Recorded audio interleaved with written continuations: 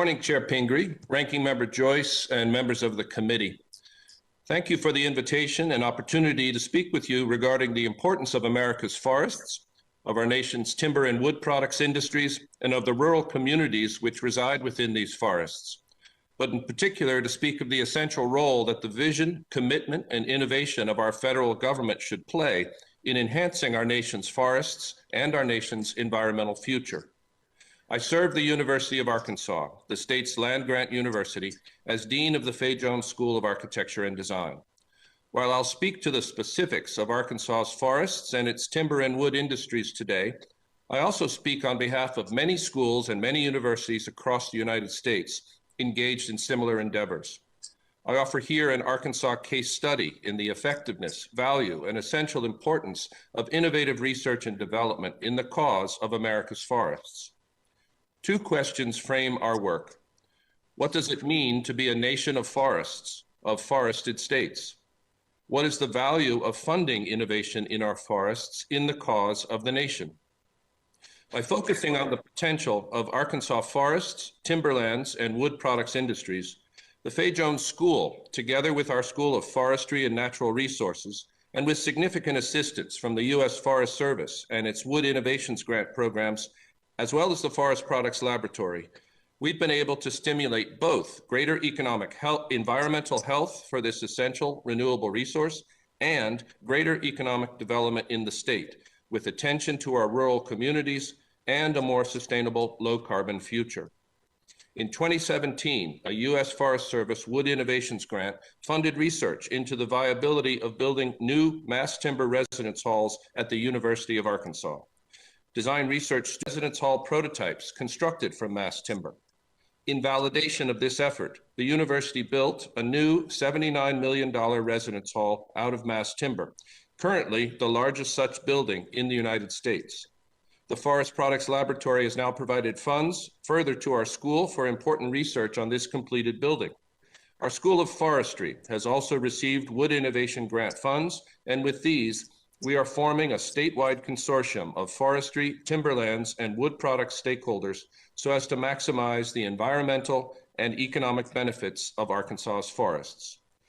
Collectively, the effects of this funding and the design research it yielded has been remarkable, as the University of Arkansas has become perhaps the most significant supporter of advanced timber construction in higher education, with more than $100 million in construction so far, and with the new $20 million Anthony Timberland Center for Design and Materials Innovation, a home to our numerous wood initiatives and a new applied research center now in the early stages of design.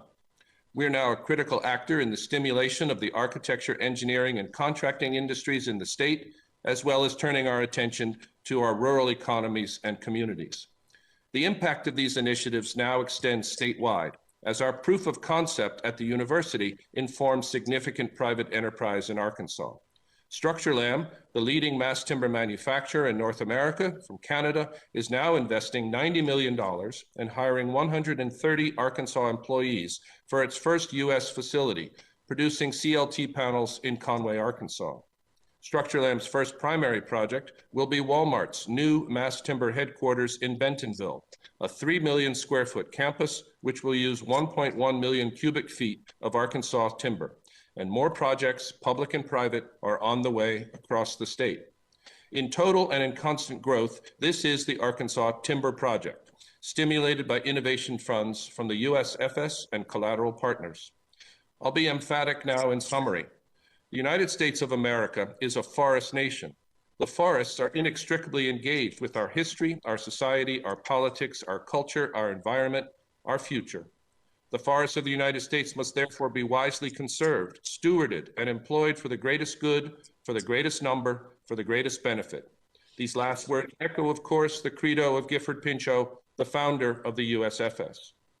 This ambition can only be achieved through the concerted, far-sighted efforts of both public institutions and agencies and private stakeholder and corporate interests and organizations. The ideals, the purposes, activities, people, and funding mechanisms of the USFS are central to this larger goal.